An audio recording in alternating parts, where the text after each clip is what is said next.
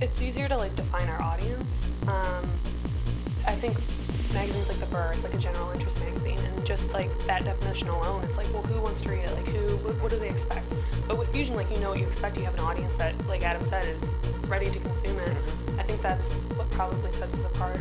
It's what lets a magazine thrive. You know what I mean? Fusion is kind of a general interest LGBT studies, or LGBT issues magazine. I mean, it's obviously has the LGBT focus, but it's pushed out for the whole majority audience. So it's not just for the LGBT populations on campus, and that's what makes it so strong. If it was, we'd only print maybe 2,000 copies. I mean, if that's all we were trying to go for, we'd saturate the market with a few thousand copies. I mean, the fact that we've grown 200% in circulation over the past 2.5 years is a testament to how diverse the stories are and its appeal. I mean, more than just lesbians, gays, bisexuals, and transgenders on campus are interested in reading about these things. I mean, it's about starting a conversation and how we all interface with each other in our daily lives. The focus is broadening, and I mean, we just had Chris's editor interview this week, and I told everyone there, I was like, you know, we can get Fusion to saturate Ohio to really be a magazine that reaches all points of Ohio regionally.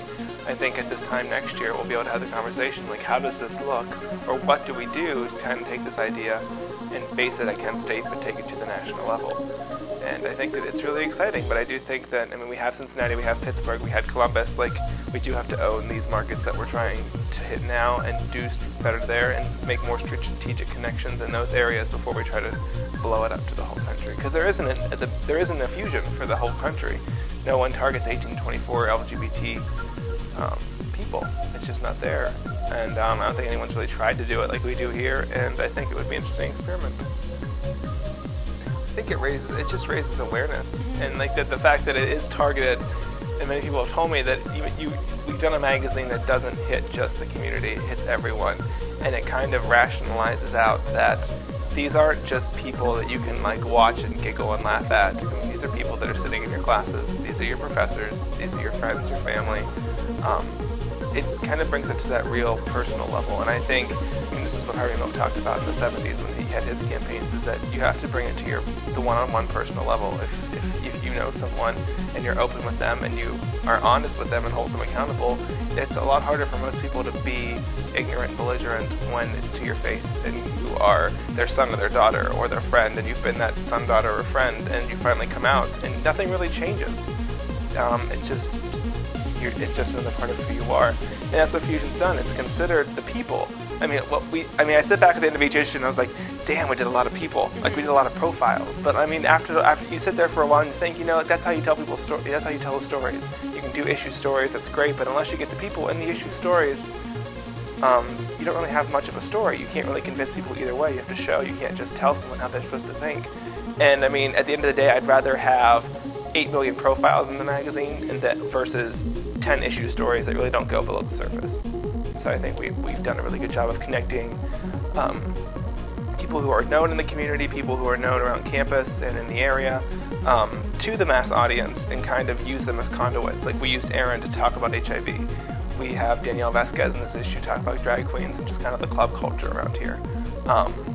We have Sue Dorfer, who's the executive director of Equality Ohio. Like, these are people that the audience might not know per se, but they might have heard of, they might know of the group, they might know that there are movements in Ohio for LGBT rights, and it's just kind of putting a face on that issue to make it a little more personal. We talked about Aaron's story. Yeah, Aaron Dar, the 19-year-old positive senior in Jackson High School. It's just a compelling story that Laura worked on for 10 months altogether, and I mean, it's an amazing look at something that you hear about. You see the statistics, you hear about it, but you don't really know anyone. Most people don't know someone that's positive, I think. So it's an interesting look at how it's to him, it's just something else that goes on in his life. It's not a huge deal. Fusion does, I think, the best financially. I mean, we beat our ad goals. We were 130% for ad sales this year. It's just a magazine.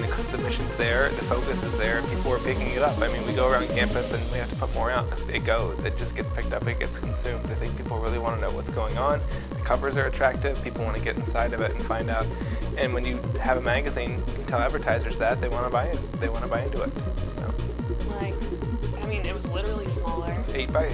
It was one of those things, like you said, I never like looked at it. Didn't think it was a magazine. Didn't think it was a magazine. I remember like the covers too were just like darker. I remember like black and red or something. I just like didn't even want to look at it. Like, it wasn't even pretty. So I I don't mean, want the to first read it. issue, this was my 5th one for spring 2010, and the first one I did was still 8x8. We only had color on the front and then like 8 pages on the inside. It was only like 40 pages.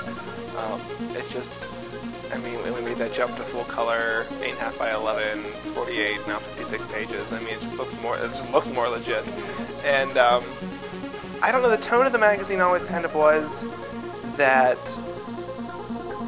I mean, there was always like darkness, and it was always like there were like these shadows cast, like coming out of the shadows, like still very much that mindset, I guess. And it started 6 years ago, and I think we've come beyond that, especially here at Kent State. So I think the magazine just kind of reflects where we are here right now, and I think it's definitely a beacon and a sign that there's change happening at Kent State.